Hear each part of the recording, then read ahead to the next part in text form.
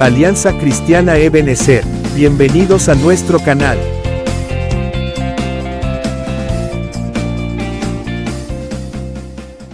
Bienvenidos al segmento La Pregunta de la Semana. Gracias por escucharnos, gracias por ser miembros de nuestro canal y gracias por compartir nuestros programas. Dios les bendiga por su apoyo. La pregunta para esta semana es: ¿debería la iglesia cristiana recibir a una persona transexual y cómo tratarla?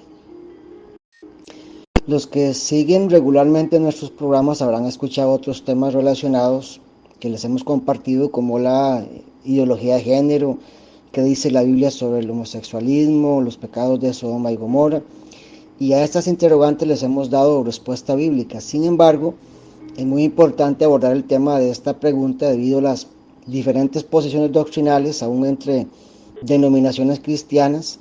Unos son radicales y ni siquiera les permitirían la entrada a la iglesia a personas homosexuales, lesbianas y hasta transgénero, como el mundo ha decidido clasificarlas. Otros las dejarían entrar bajo ciertas condiciones de conducta. Por otro lado, hay grupos que lo reciben pero nunca les enseñan cómo cambiar de vida, y pasan los años y estas personas pues siguen llevando un estilo de vida pecaminoso. Pero no acaba aquí el asunto. Hay grupos cristianos que aplican más la psicología que la consejería bíblica y les consideran personas enfermas físicamente y no apuntan a la raíz del pecado y piensan que con medicamentos se van a curar. También he visto que algunos pastores y líderes de iglesias consideran el homosexualismo y en todas sus expresiones como demoníacas. Entonces someten casi que forzadamente a las personas a liberaciones constantes sin obtener resultado alguno. Ante este panorama, pues, ¿en qué dirección nos lleva la palabra de Dios? ¿Qué nos aconseja hacer y cómo el liderazgo y la iglesia local debería tratar estos temas y estas personas tan necesitadas de Dios? Primero, el tema del homosexualismo en todas sus expresiones no es moderno, ya de tiempos antiguos se registra en la Biblia. El hombre fue creado a imagen y semejanza de Dios, pero a causa del pecado, como todos sabemos, esa relación se vio distorsionada. Ahora el ser humano es pecador y verá la muerte física inevitablemente. Esta inclinación hacia el mal la llevamos todos desde entonces. Génesis 5:3 nos registra que Adán engendró a Set a su imagen y semejanza, es decir, llevaba la naturaleza caída, que no debe confundirse con el pecado heredado que ha sido mal interpretado. Ya en Génesis 6 la tierra se había corrompido y los habitantes se desviaron de todo lo bueno, la maldad llegó al colmo, por eso Dios decidió traer juicio con el diluvio. Génesis 11 continúa con la historia de la Torre de Babel, en donde los seres humanos siguen su camino descendente hacia el pecado. En este caso la arrogancia, la independencia de Dios y el orgullo y la vanagloria tuvieron que ser tratados. Génesis 18 y 19 nos hablan sobre la destrucción de Sodoma y Gomorra y las ciudades vecinas a causa de su maldad. Había muchos pecados allí, como el soborno, la mentira, la injusticia, la opresión a los pobres y también una perversión sexual terrible, al extremo que algunos querían intimar sexualmente con algunos ángeles enviados por Dios para rescatar a Lot y a su familia. Pues bien, esta perversión sexual existe hoy día con los movimientos llamados por sus siglas LGTBI, donde se agrupan lesbianas, homosexuales, transgénero, bisexuales e intersexuales. Todos sabemos que empresas privadas y hasta gobiernos promueven, financian y casi que imponen a sus habitantes estas ideologías perversas, así que la lucha es dura y requiere tiempo y unidad de todos los cristianos para poder contrarrestar todo lo que supone los principios bíblicos. La Biblia nos da luz acerca de estos pecados que tienen su origen en la rebeldía humana y que apuntan a un problema de identidad. Cada iglesia local debe, por responsabilidad y amor cristiano, recibir a estas personas que viven de esta manera, pero al mismo tiempo deben ofrecerles soluciones bíblicas para que cambien su estilo de vida, que es anormal. Los LGTBI practican un estilo de vida contrario a la naturaleza creada por Dios. Los pecados sexuales se cometen contra la carne, aunque sabemos también afectan emocional y espiritualmente a las personas. Ellas deben saber que viven en pecado, es el primer paso para ayudarles. llevarles mediante oración y consejería a descubrir que su estilo de vida no es normal ni aceptable ante Dios. No quiere decir que los vamos a discriminar, que los vamos a ofender y que los vamos a juzgar o incluso hacer burla de su condición. Sin embargo, el pecado no puede ser tolerado por Dios ni tampoco por la iglesia. Estas personas están confundidas, están heridas. Algunas fueron abusadas lamentablemente sexualmente, llevan terribles traumas. Otras fueron forzadas por abusos de autoridad y no fueron capaces de luchar ni buscar ayuda oportuna. Lo que sí es cierto es que detrás de cada persona hay una historia que desconocemos y se deben buscar las causas que originaron llegar hasta este extremo. Aquí es donde la iglesia debe actuar con sabiduría, con firmeza y amor cristiano, sin que eso signifique, recalco, que se justifique el pecado de ellos. Vamos a leer algunos textos bíblicos que nos pueden ayudar en el abordaje de estos temas. Génesis 1:27 nos dice: honramos al Padre, al Hijo y al Espíritu Santo de Dios. Y creó Dios al hombre a su imagen, a imagen de Dios lo creó, varón y hembra los creó. Partimos del hecho de que Dios creó a un hombre y una mujer, hembra o varona, como dicen en algunas traducciones bíblicas, para unirse en sagrado matrimonio. Solo existen dos sexos, masculino y femenino. Las ideologías modernas han cambiado y han añadido muchas cosas para confundir a las personas. Así que debemos tener mucho cuidado. Génesis 2:24 nos dice: por tanto dejará el hombre a su padre y a su madre y se unirá a su mujer y serán una sola carne.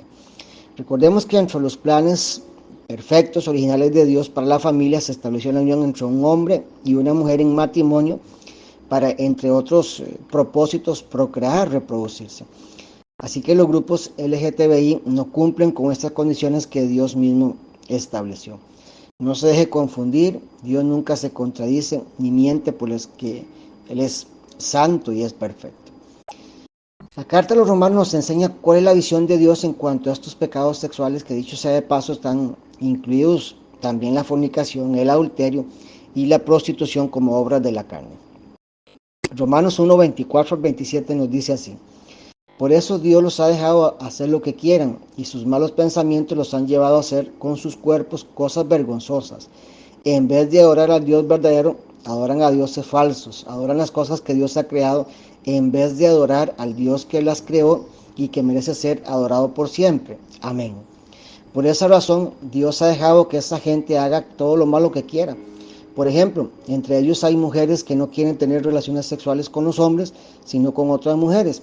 Y también hay hombres que se comportan de la misma manera, pues no volvieron a tener relaciones sexuales con sus mujeres, sino que se dejaron dominar por sus deseos de tener relaciones con otros hombres. De este hecho, hicieron cosas vergonzosas los unos con los otros y ahora sufren en carne propia el castigo que se buscaron. El contexto nos sugiere que de alguna manera todos los seres humanos tienen conocimiento de lo bueno y lo malo, tienen conciencia de que Dios existe, es solo que algunos lo rechazan. Y por esa razón, por no tomar en cuenta a Dios, sus mentes y sus corazones se volvieron perversos, tanto así que cambiaron la naturaleza creada por Dios y cometieron actos vergonzosos, teniendo relaciones sexuales entre hombres y entre mujeres, corrompiendo sus cuerpos y teniendo como consecuencia el castigo por su desvío moral. Esta carta a los romanos se escribió desde el año 55, más o menos después de Cristo. Y fíjense ustedes, amados hermanos, que todavía vemos los efectos de estos pecados en nuestra sociedad. Pero además, Romanos 1:32 es muy contundente. Dice que no solo estas personas que practican estas perversidades sexuales serán juzgadas, sino también a quienes las promueven y se deleitan o se complacen en ellas. Un abordaje equilibrado de este tema nos lleva a pensar que aún los más perversos tienen oportunidad de cambiar, de salvarse y de vivir para la gloria de Dios, honrándole también con sus cuerpos. El apóstol Pablo escribió en 1 carta de Corintios 6, del 9 al 11: ¿no saben ustedes que los que cometen injusticia no tendrán parte en el reino de Dios? No se dejen engañar, pues en el reino de Dios no tendrán parte los que se entregan a la prostitución, ni los idólatras, ni los que cometen adulterio, ni los afeminados, ni los homosexuales, ni los que roban, ni los avaros, ni los borrachos, ni los maldicientes, ni los ladrones. El versículo 11 es muy importante, dice: y esto eran antes algunos de ustedes, pero ahora ya recibieron el baño de la purificación, fueron santificados y hechos justos en el nombre del Señor Jesucristo y por el Espíritu de nuestro Dios. Queda claro que vivir una vida sexual inmoral, desenfrenada y perversa no es una sentencia de muerte espiritual. Aún hay esperanza para ellos si se arrepienten. El texto anterior nos evidencia el poder de Dios para cambiar a las personas que se entregan a Él de todo corazón. Es cierto que estos pecados son abominables contra Dios, pero con arrepentimiento se pueden perdonar. Pero no olvidemos que el trabajo del Espíritu Santo es convencer a las personas de sus pecados. Así que no debemos imponernos ante los demás. Es un asunto evidentemente voluntario. Y por otro lado, dentro de un abordaje sano, y para ir finalizando esta amplia respuesta, no podemos dejarnos llevar por tradiciones legalistas que enseñaban que los pecados se podían transferir a las personas y que era conveniente estar lejos de esas personas pecadoras para no contaminarse con sus pecados. Es todo lo contrario, pues el mismo Jesús compartió, comió y estuvo en casa de pecadores a los que la sociedad y los mismos líderes judíos rechazaban y menospreciaban, porque ellos se consideraban superiores solo por cumplir la ley de Moisés. San Marcos 2, 15 al 17 nos dice, y es clave para tratar a estas personas, pues fue lo que Jesús nos enseñó que debíamos hacer. San Marcos 2, 15 al 17 dice así: sucedió que Jesús estaba comiendo en casa de Leví, y muchos de los que cobraban impuestos para Roma y otra gente de mala fama estaban también sentados a la mesa junto con Jesús y sus discípulos, pues eran muchos los que lo seguían.